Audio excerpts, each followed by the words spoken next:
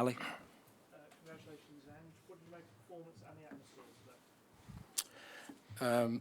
Atmosphere was incredible. Our supporters were outstanding today. Just, the energy they created, in the stadium right from the first whistle was just brilliant. And to be honest, I thought it helped us. In the first half, I thought we just looked a bit nervous and a bit edgy for sort of half an hour or so, and probably fortunate to still be in the game. We just, we're giving the ball away cheaply and allowing them to sort of, come at us. But at the same time, it's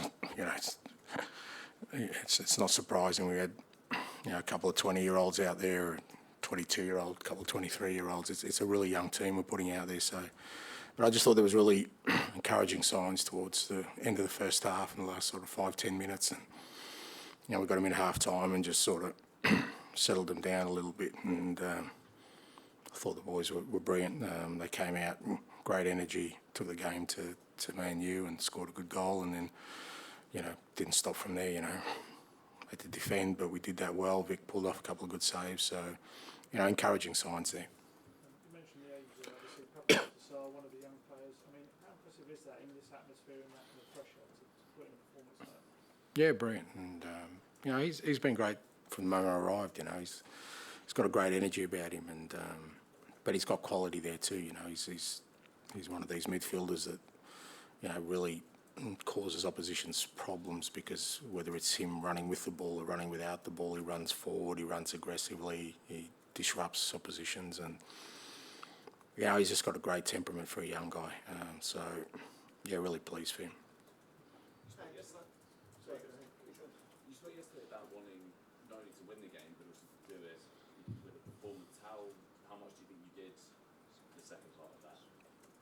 I thought, like I said, there were encouraging signs there. I don't think it was a victory on the back of, a backs to the wall, desperate performance. I thought, there was elements of it, particularly in the second half, where we showed the kind of team we want to be, and that's what you're looking for. And, I'm not silly enough to think that, 2 weeks into a season and, 6 or so weeks into my tenure, that we're going to be putting in complete performances. But what you want to see is, some sprouts of growth in terms of the team we want to be, and I definitely saw that, and real resilience too. We had to show it in the first game, and with things that sort of went against us, and today, we could have gone into our shells in the second half, but if anything, we got more brave and more courageous in our football, and we got the rewards. Yeah, how much is that about fitness? How much is that about mentality? The fact that both games feel like Spurs have been much better side in the second half. Oh, it's just sometimes the nature of the games, the way they flow, different games. I just thought today, like I said, we were just edgy in the first half. We weren't doing the simple things, and human nature. The boys are probably trying really hard to impress and probably overcomplicating the game. And once they simplified the game, and there were some obvious areas there we could hurt them, then they got to grips with that and sort of committed to it in the second half. Just when you make those decisions on team, they're obviously big decisions. You've quite experienced players on the bench and young players. So is it just a feeling you've got, or is that just completely the way you want to go? I'd like to think I know what I'm doing, mate. So, but yeah, look, some of it's especially in the early stage. I think part of what I need to do at the moment is kind of just explore, the squad and the individuals within it. It'd be just silly of me at this point to sort of stick with some sort of formula in terms of team lineup, because unless I expose some of these guys to this level trying to play our football, I won't find out about them. So, it could have been very easy not to make any changes, because, the guys who dropped out, Emerson and Skippy didn't do anything wrong last week. They put in great efforts, but, I wanted to see Pape, I wanted to see Pedro, and there's others I want to see, and we'll use this without, disrupting the cohesion of the team. But this early bid is an opportunity for me to see guys out there and give them a taste of it as well, because I think that then, feeds into, their development, that, if they're out there and they can see they can do it, that gives us more personnel to work with moving forward. Ian? And I know it's a team game, but how did you feel personally about getting your first Premier League win under your belt and hearing the crowd singing your name? Yeah, it's nice. You know, I kind of, yeah, you separate yourself from that stuff, because what's more important to me right now is that if we're going to continue to sort of go down this road, is that, you know, I said before the game that we really need an energy, particularly here at home, and it would have been a shame today that, you know, because you could tell the crowd were up for it if we were flat in our performance, and not so much, obviously you want to win, and that sort of gives everyone the joy they need, but I thought the manner in which we played, it's a great starting point. So when the final whistle goes, you kind of, you know, from my perspective, that's fantastic, fertile ground for me to keep going, you know, rather than sort of, like I said, if we had a flat performance today, it would have been hard. You know, we would have had to work hard. But at the same time now, that kind of, you know, leaves a fairly decent benchmark that we've got to match now, because that's the expectation that we go out there, and because we did it against a very good team today, we do that on a weekly basis. The success here helped the wider Australian game, how the Australian game is seen worldwide, do you think, given the high-profile nature of this job? I battle with that, mate. I really don't know. I really don't know whether we'll ever crack Australia. I hope so. I think the Women's World Cup was a brilliant tournament. I'm not watching any more of it. You know, like obviously the Premier League's always been the most watched league in Australia anyway, so now they have a vested interest.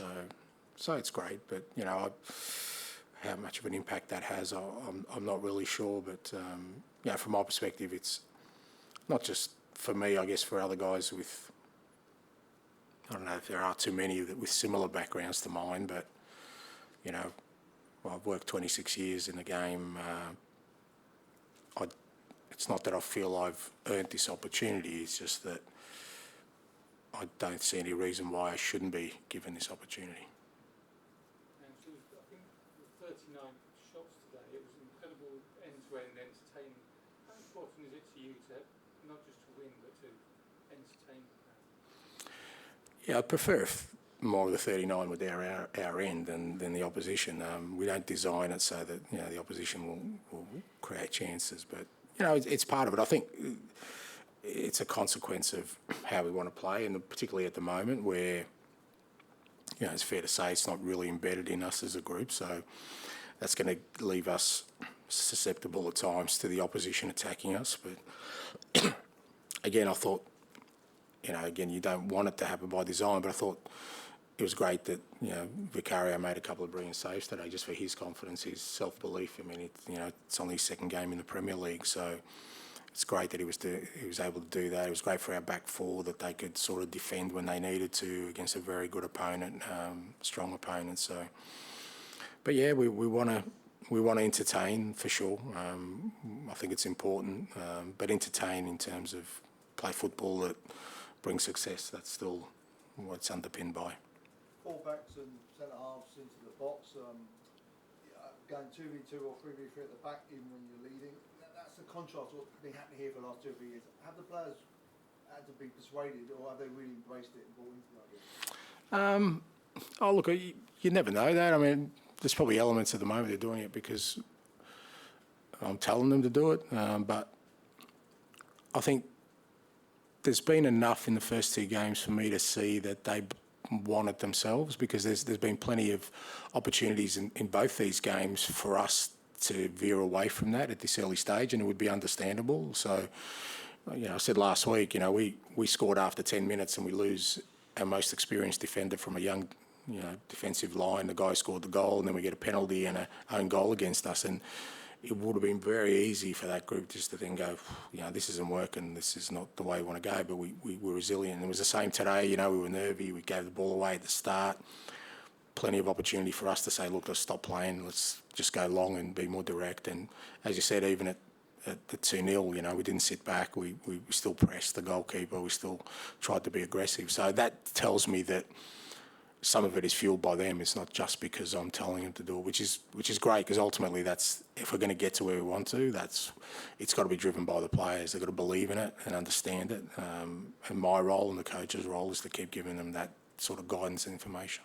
Well, at the end, after you congratulate the players and seen the ref, and before you went to the fans, it just looked like you took a moment in the centre circle to look around.